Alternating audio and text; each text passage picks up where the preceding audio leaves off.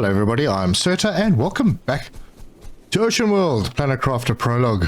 Oh, we're hopping in to have a look because there was an update and there's going to be a few interesting things to see, so let's get stuck in.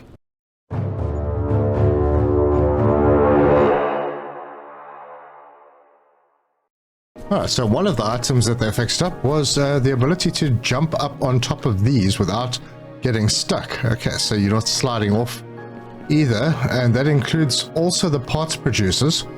So if we hop up on this, and we can walk over it, and the same thing with the containers.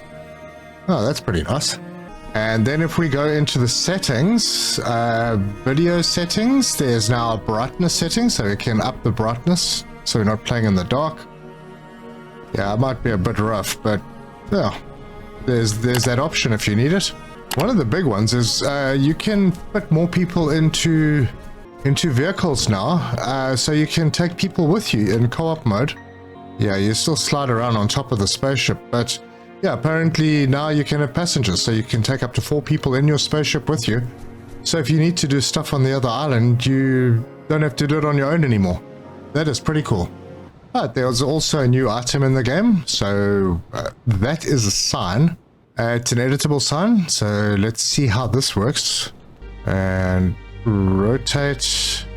Okay, so it goes on the middle of a cell, so it doesn't snap onto the edge. You can't really put it onto things.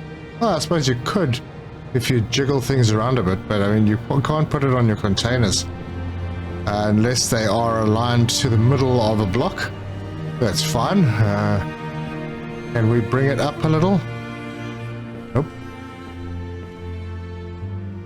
Alright, and we can edit the sign, and we'll just say this is concrete. And I've got the sign the wrong way around. Aha. Kind of difficult to tell which is the back and which is the front. So I'm going to turn it, I don't know now. Alright, so concrete again, and got it on the correct side this time. So there you go, now we have signs. It would be nice if it snapped onto buildings, and maybe I'm doing something wrong. Let me just recheck. No, there is no way to do it like this, unless your machine or whatever it is located in the right position. Yo. No.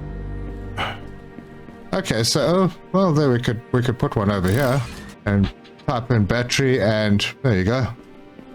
Well, that looks okay if you can sort of fudge things to work properly. So now when you are in dismantle mode, it's supposed to give you a better indication of what you're dismantling. Okay, so now I'm pointing at the container, but it's telling me conveyor entry. So, okay, at least I know now that I'm deleting the conveyor entry and not the container, or vice versa. But there's no indication when you're on a belt. Apparently they've also fixed up the bugs on the water networks, and I can't say I'm exactly sure what they're on about with that, but yeah.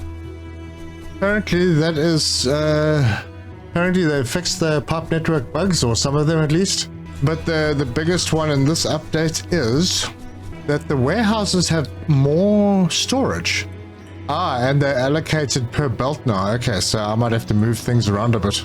But yes, each port now has its own storage, and there is increased storage overall. So I'll go and have a look at the small one as well. Okay, yeah, there we go. Okay, and in case you didn't know, the warehouses, the small warehouses, are basically just a remote storage unit. Same as the large. Probably use some oxygen. So in case you didn't know, the small warehouses are basically a remote storage system, so you can build stuff with whatever is in that storage from wherever you are, and you'll probably land up with a few of them. They're very handy to have around. The big one, on the other hand, that stores, but it also increases your capacity. So if we have a look over here, it increases your stack size.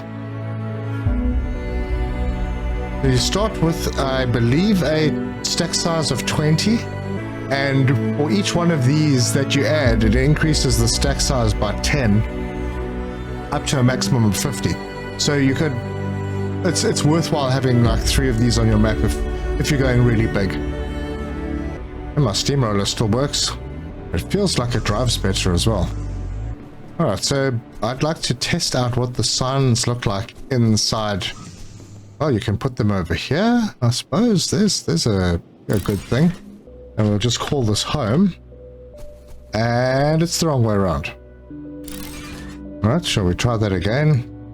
Home. Oh my gosh. Seriously. Alright, I need to eat something. Okay, that might be the right way around. Oh, there we go. The text is editable, but you can't change the settings. I'd prefer if the writing was in a different color. Or actually have the ability to change colors.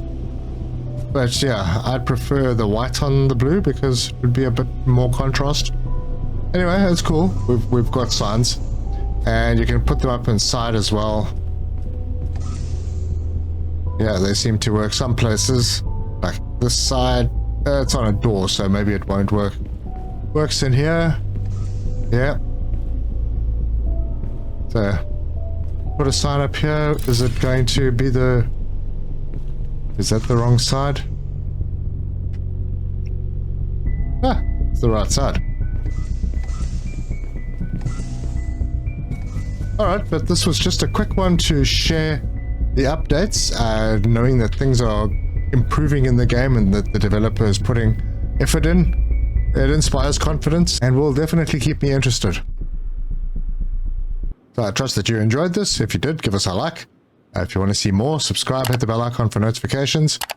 Leave me your comments. Let me know what you think. It's not a massive update, but it does fix a couple of issues. There are also a couple of translations that have been added. But overall, this could turn out to be a very, very good game. And I will be keeping my eye on it. Thank you so much for joining me. Thank you to all my members. Thank you to my subscribers. And to everyone who's watched. I really appreciate you. And until next time, cheers.